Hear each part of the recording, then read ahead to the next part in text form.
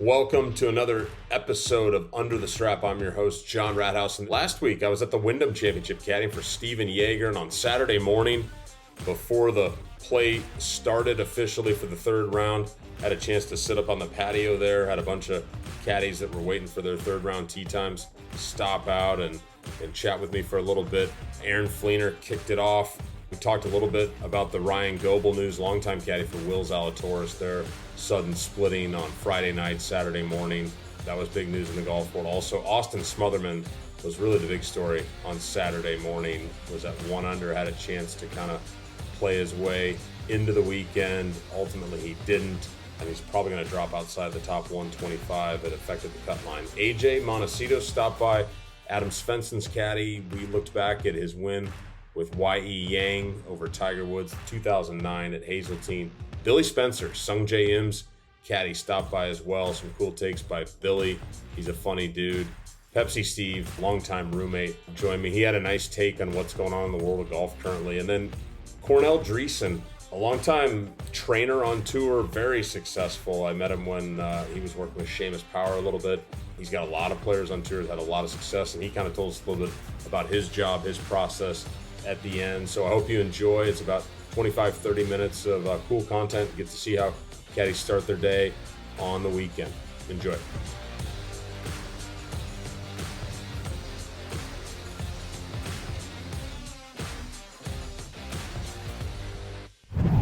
John Rathouz joining you again. Out here chatting with the guys. Everybody's rolling in one by one, getting ready to go to their tee times. Huge news this morning out here at the Wyndham.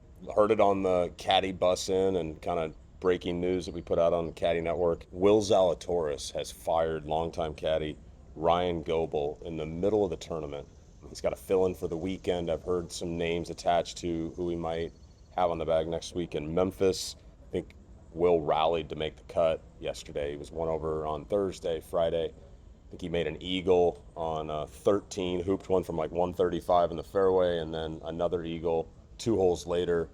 So really sucks for Ryan. Great guy. They had an amazing run together, and it just shows you, how fragile your job is out here. I don't think he really did anything wrong. It just was something where Will probably felt like he needed to change it up to make the next step that he wanted to. I mean, we kind of saw something similar earlier this year or a few weeks back with Cameron Young getting rid of his looper. Scott, a good buddy of his, and hiring Chad Reynolds, great caddy, veteran caddy, to kind of make the next step for him. And he had all those second places that he was referencing. Then he goes out and finishes second again at the Open Championship. So your job's never safe out here, and things can go down in a crazy way.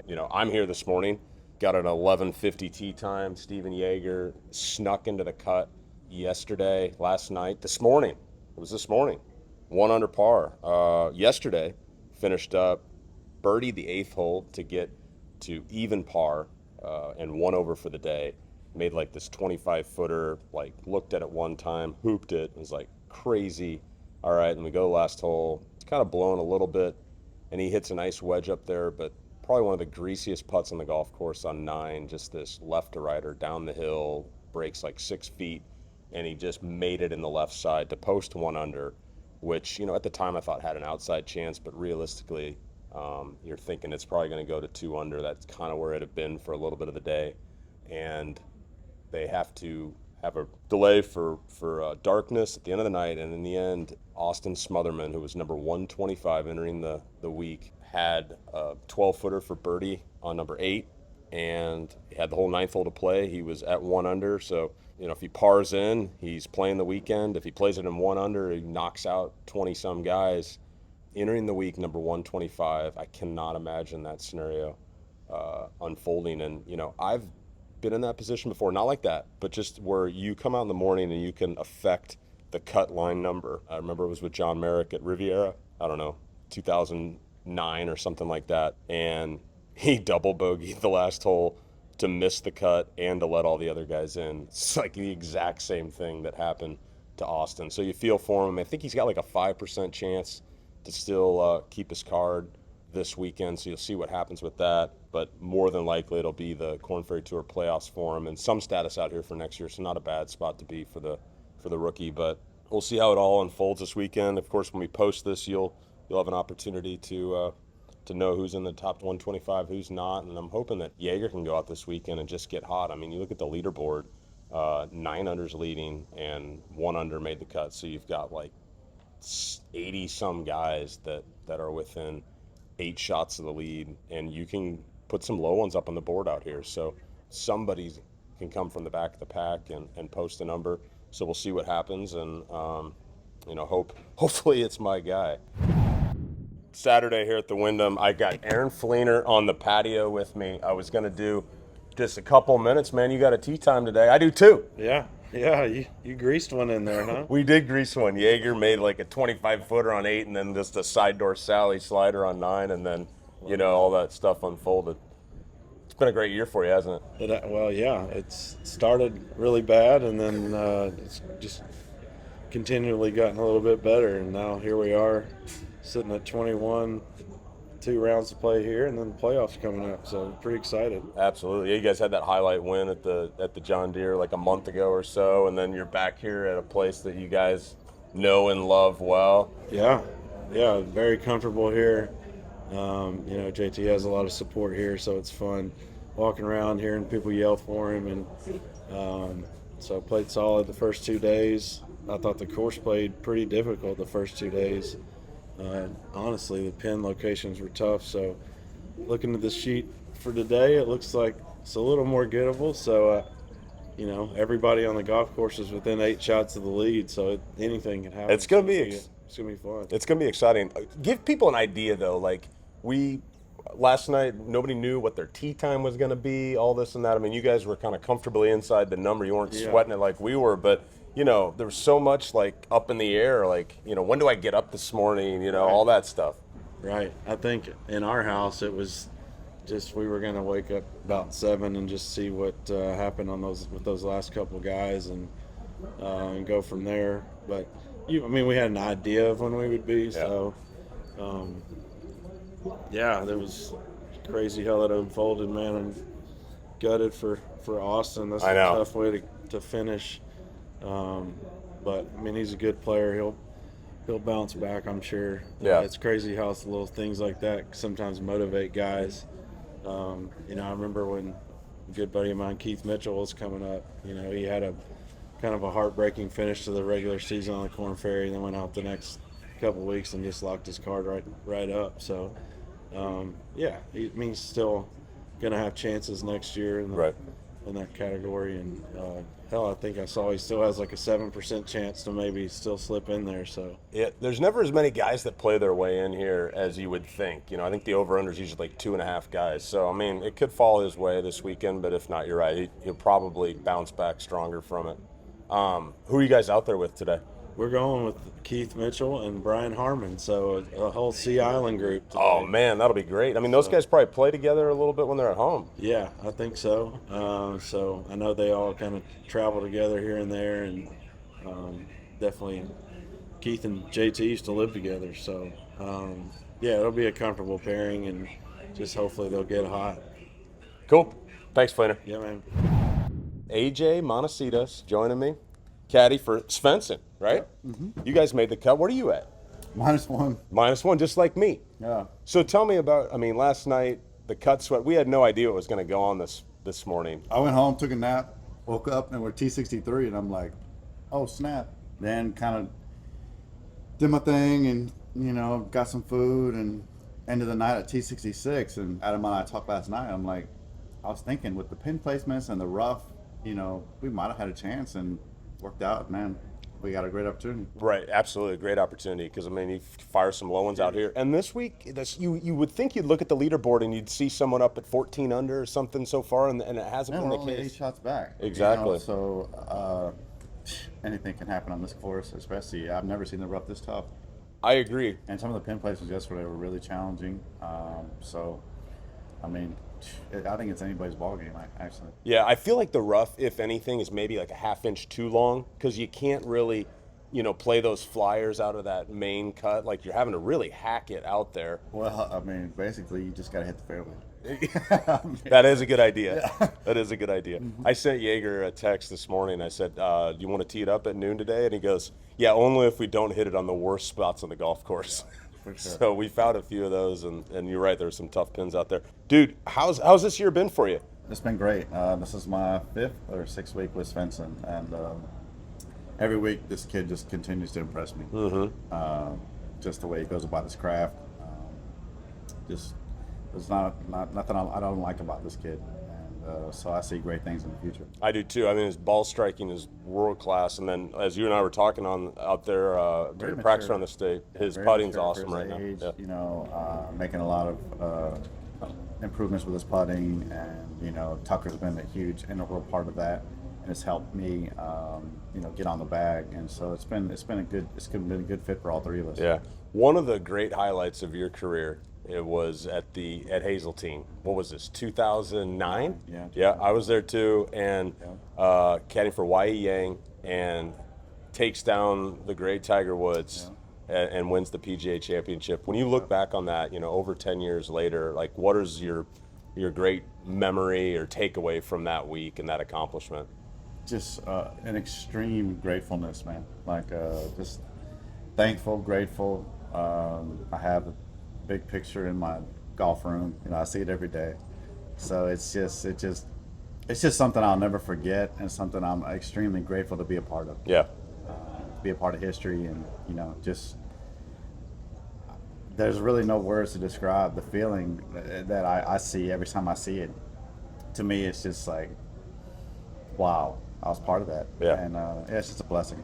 What's that like? I know you had a good relationship with Tiger before that. What's that like when after that tournament, you'd see him out on tour? I know he wasn't there all those years stuff, but what do you get? Does he? Yeah, I mean, one year, Stevie actually kind of took me under his wing. That after that, I think we were in New Jersey, and him and I just went and had lunch together, and he treated me really, really well. And Fluff and all those guys have embraced me, and Bones. It's been awesome. And Tiger was very congratulatory after that, and then I saw him at the Masters in the caddy area one year, and I just went up to him and I shook his hand and I said, "Hey man, just thank you for what you do for golf. Thank you for everything that you've done for us. Because you're the reason we play for as much money we play for. For sure. You're the only one that moves the needle, and I just want to say thank you, because I mean he's the only reason we have any money at all."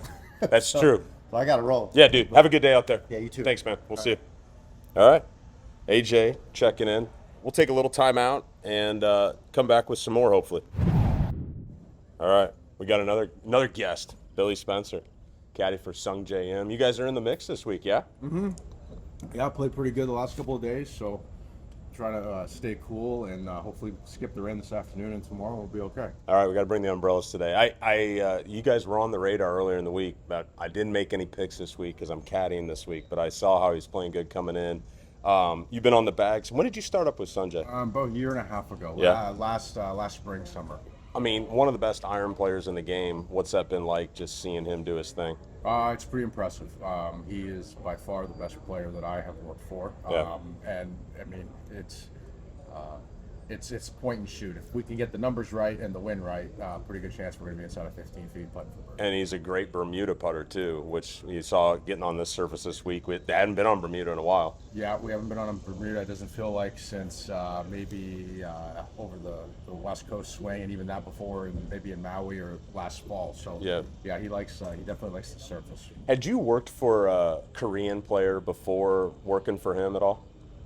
I had, but not really. I mean, a couple of weeks for a guy named D.H. Lee. Okay. But that was years and years and years ago as a fill-in. So no, this is my first foray into the Korean golf experience. Right, exactly. It is an experience. I've done it before. That's a great name you referenced there. I mean, I guess just tell people just about how it is different, and maybe some of the positives of that, and maybe some of the things that are like you got to get used to and stuff like that when you're working. Because these guys, you know, they hang together and stuff, but there's a language barrier, so to speak, and it's a different culture.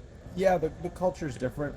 Language is probably the biggest obstacle, but you know, as far as golf course language, we're okay. Yeah. You know, lefts, rights, ups, downs, winds, directions, that kind of stuff. Yeah. But he's learning. I mean, he knows a lot more English than I know Korean. So we're making some progress with the English. But no, it's pretty much the same. I mean, these guys are all sort of cut from the same cloth, golf-wise. The practice, the routine, the schedule. Yeah, it's just the language is probably the biggest obstacle, but we're working through it. A few more. You guys probably played a practice round with this Tom Kim cat. And there was a lot of you guys, the four of you had a nice group, I think, during the practice round. I guess tell people a little bit about him, because he's just new on the scene, young kid, but he's really good, huh? Yeah, no, he's a good player. We've played with him a few times. I think we played a practice round with him in Boston, and we played 9 holes with him in Scotland at the Scottish Open. He's a good player. He's sort of like a mini version maybe of Sungjae.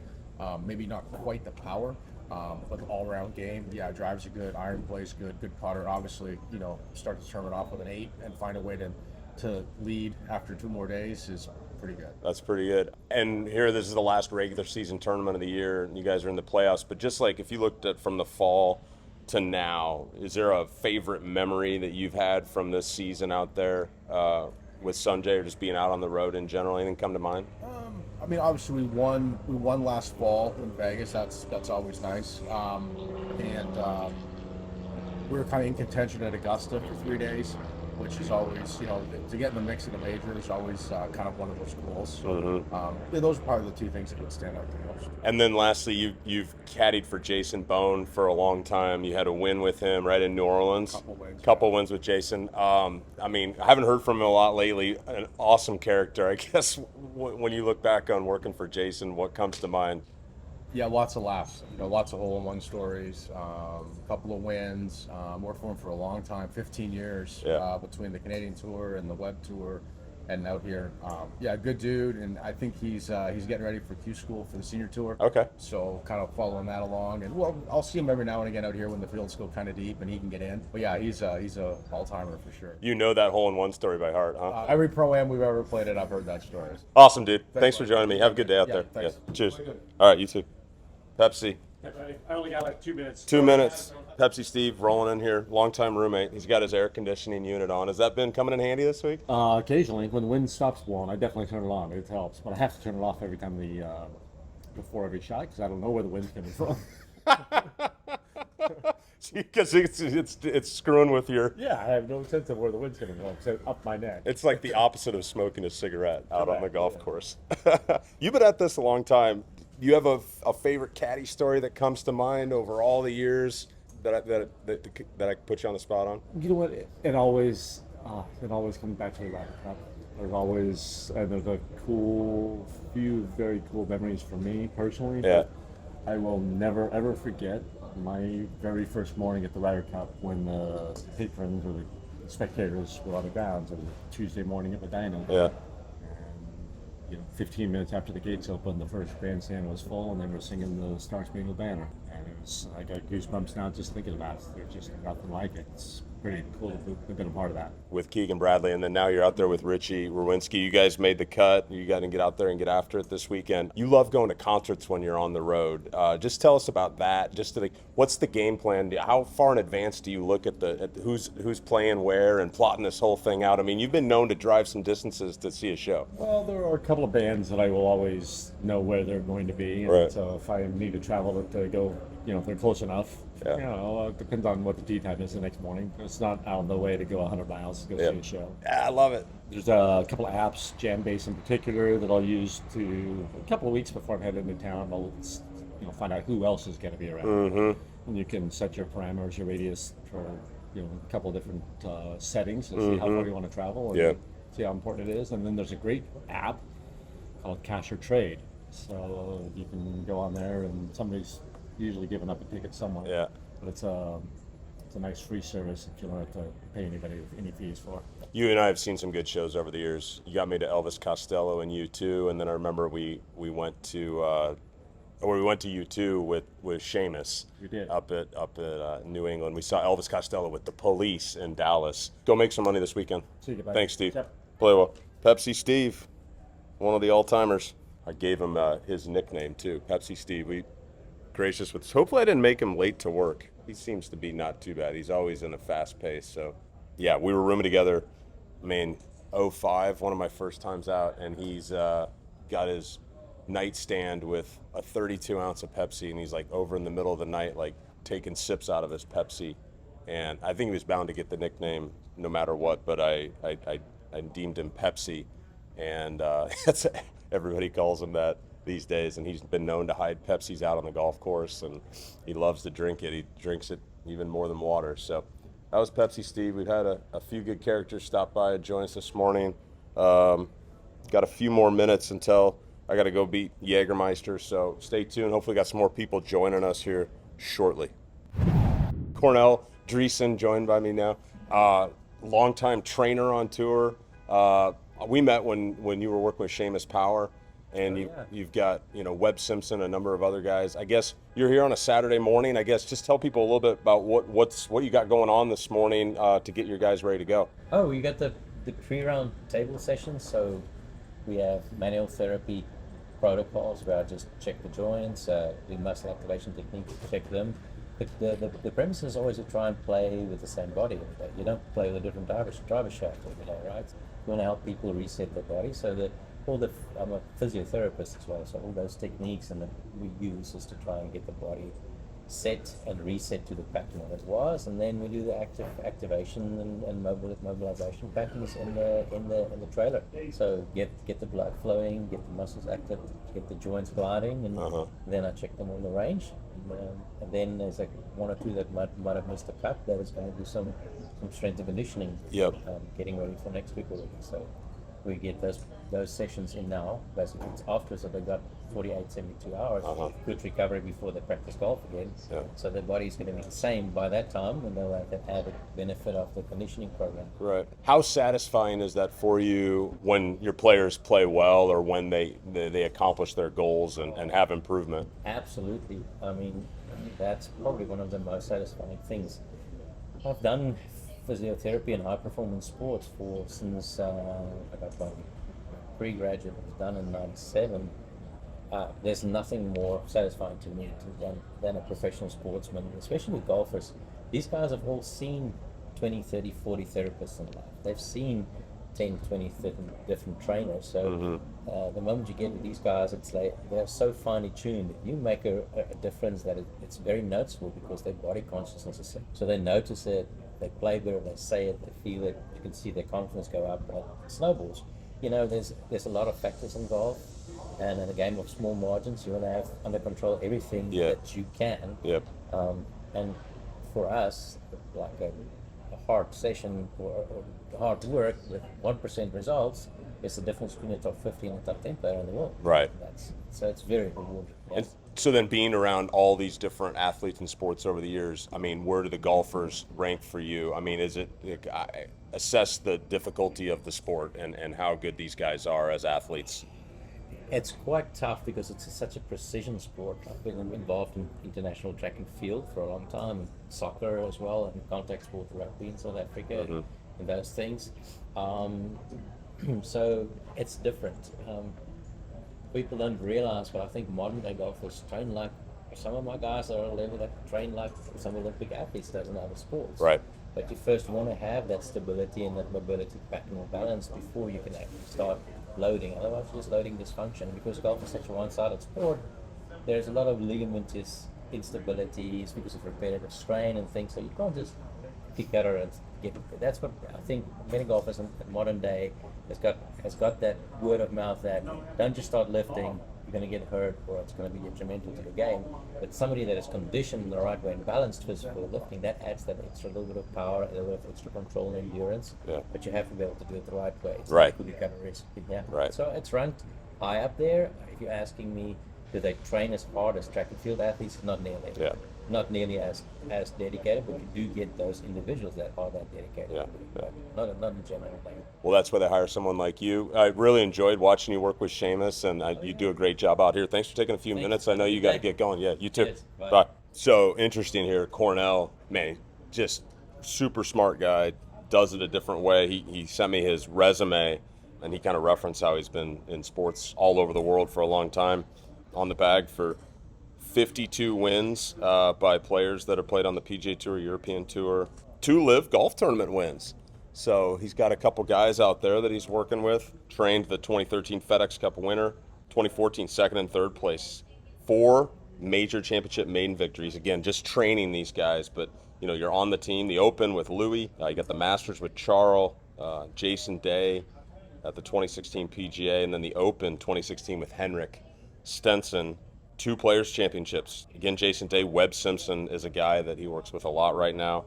He's worked with Rory McIlroy and quite a few other guys. So just an example of another person that's part of a team out here, and really grateful that he took a few minutes out of his morning. Like, this is busy time for him, just plotting around all of his players' schedules for the day, before and after. And then it's kind of like when they're out playing golf, it's kind of more his downtime. Although I remember he comes out and watches a few holes because he wants to see how you're moving and stuff. So super fascinating stuff there from Cornel. Well, that was a lot of fun. Really cool to catch up with all those guys on Saturday morning. It was a crazy day out there. We recapped all the news. Many people that I follow on social media were saying, well, that was just one of the strangest days we've had in a long time. The Austin Smotherman start to the day, the Ryan Goble news with Will Zalatoris, and then while we were there, we had 3 restarts on the day, tons of rain. PGA Tour sent us back out. One final time, we had a 6:40 p.m. restart. We're all standing on the tee box there, and we didn't hear the horn on time, and we're wondering what's up, and the rules official comes up and says, hey, we're going to have to pull you off the course again. And Justin Rose was like, what are you guys doing? And kind of started to, give him a piece of his mind, and ultimately, when we got in from the cart ride in, they were like, yeah, we're done for the day. So got a lot of golf to play Sunday morning. By the time this comes out, we'll get a chance to see who won that thing, the Wyndham Championship. Really fun to be back out on tour and caddying anytime, and really cool to catch up with all these different guys. We'll have a new guest next time, so make sure to tune back in for another episode of Under the Strap. Thanks. We'll be back soon with another podcast, so please subscribe. And in the meantime, make sure to follow the Caddie Network on all your social media channels. I'm host John Rathouz. Thank you for listening.